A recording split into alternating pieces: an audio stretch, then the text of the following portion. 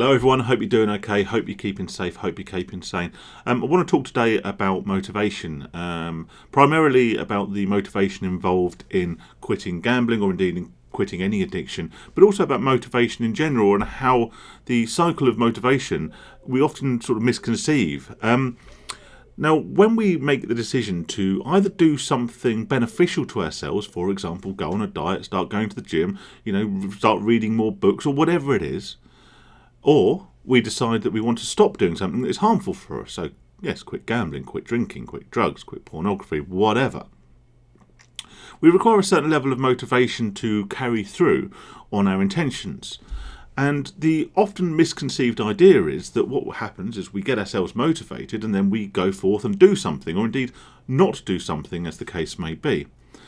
It seems slightly illogical that not doing something, i.e. giving something up, would actually take more work than just doing the thing.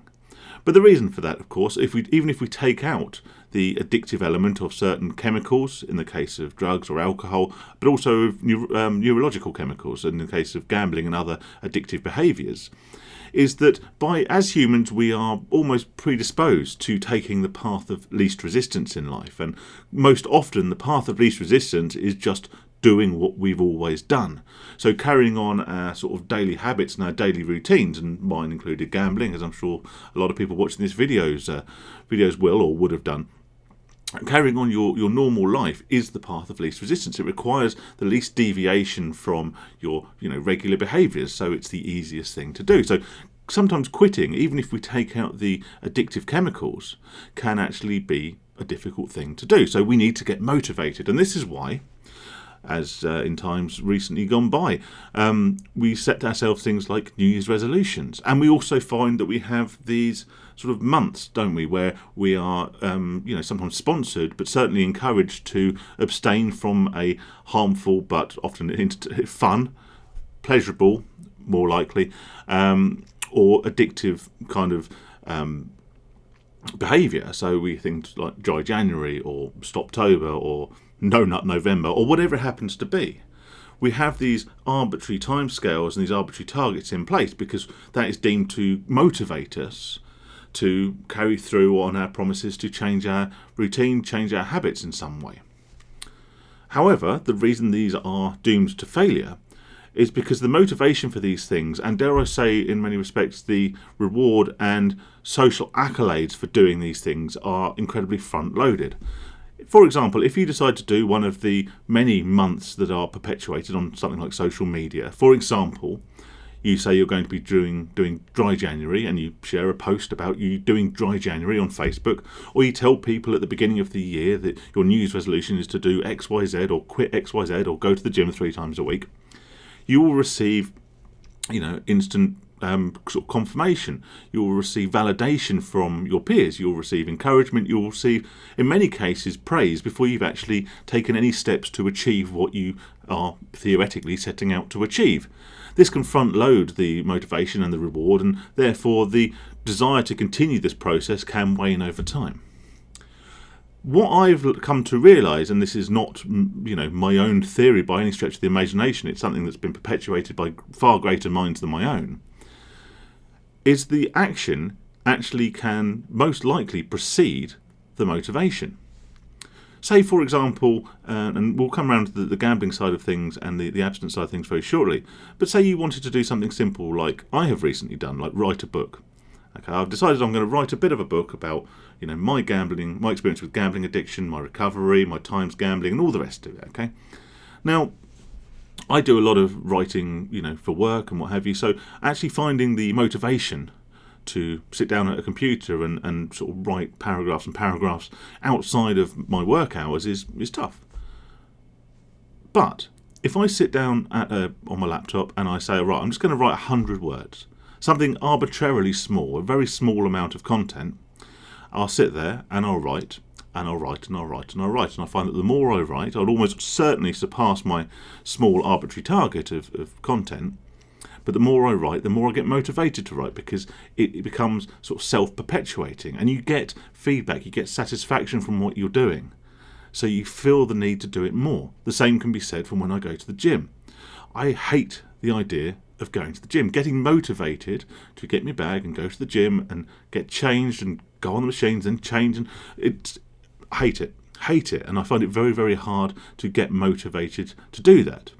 However, if I can get myself just to the gym, through the doors, even if it's on the premise of doing 10 minutes of cardio or 30 reps of something, some tiny little target, which in itself will make very, very little difference to my physical health, just by the process of going to the gym, by the process of confronting that initial obstacle with the promise that I don't have to do too much, I find I generate the motivation because I get the positive feedback and the rewards from doing the little bit that I've done. So I won't just go and do 10 minutes of cardio. I'll end up doing 30 minutes or an hour, or I'll end up doing a lot more reps and a lot more stations and a lot more exercises than I originally planned to do. So how does this work with regards to abstinence? One of the biggest problems I've often spoken about when it comes to deciding to quit gambling, and the same can be said for quitting anything, is that we are inclined to tell ourselves that, right, gambling has become this big, hairy, scary issue, right? It's causing us some severe problems in our lives. It's causing us massive difficulties in both terms of our financial difficulties, in terms of our relationships with people, costing us huge amounts of time, and it's become this massive, massive thing. So we tell ourselves, right, we have to stop doing this. And we have to stop doing this for life. This is no half measures. We have to quit. We have to stop. And quite often that feels like such an insurmountable task that we never actually start a period of abstinence. We never start stopping, so to speak, because we can't see that we could possibly be successful in this goal of the rest of our lives without gambling. And the same can be said even for these sort of sponsored things that last a month, like someone like me who likes a drink after work. If someone said to me, well, you have to go a month without alcohol, I'd be counting the hours. Where before I wouldn't even maybe even given alcohol a second thought. But because I've sort of set this timescale for myself, I now have to be motivated and carry that motivation through the whole month. Last year, as followers of the channel might know, I quit alcohol for, I think it was around about 3.5 months. And that didn't start with any great expectations of me abstaining. It took, it started because I think I was either hungover one day, or I just decided that, I wasn't going to drink that day and then the next day. And then I started to feel benefits from my abstinence. I was sleeping better. My moods were better. I wasn't spending so much time in the pub. My relationship with my wife was, better than ever. And it gave me the motivation to continue to do what I was doing, to continue to change this habit. And before I knew it, I would have reached and surpassed the arbitrary month-long milestone, as a lot of people set themselves. But I just continued to do it. And it no longer required motivation. In fact, the motivation was being automatically generated by proxy by the rewards and the positive, physical and mental health feedback I was getting from the process of abstinence.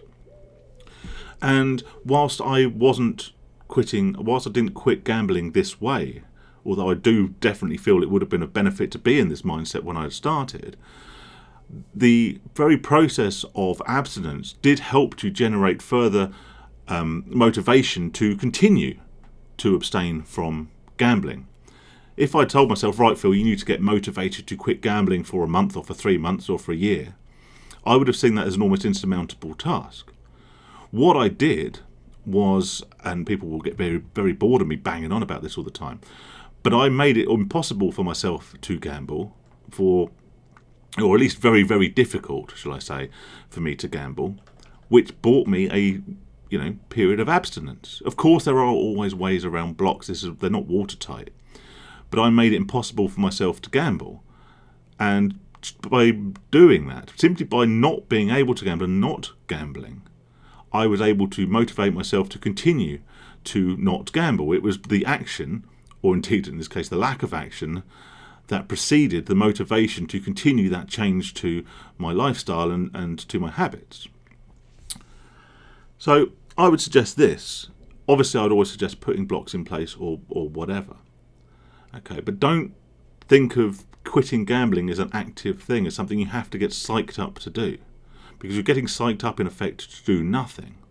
And then you expect that mentality, that psychology, and that motivation to carry you through to continue your abstinence. Nobody can maintain a almost an artificial level of motivation for the rest of their lives. So the best thing you can do is not gamble today. Do what you can do, whatever you can do, as I've spoken about repeatedly, to prevent yourselves from gambling for the longest possible time, and hopefully that even short period of abstinence will reap some rewards. You will get positive feedback in terms of your finances and your mental health and all the rest of it, and your relationships and stuff. You'll get positive feedback by proxy, which will serve as its own motivation to continue your period of abstinence and to continue your recovery. In brief, don't wait for the motivation to make changes to come. Start making the changes, however small. Start taking action on what you want to achieve, in whatever small steps that requires. And then use the positive feedback, the positive consequences of those small actions as motivation to take on larger actions, or just to continue to change your habits in that positive way. All the best, stay safe, stay sane, I'll speak to you soon.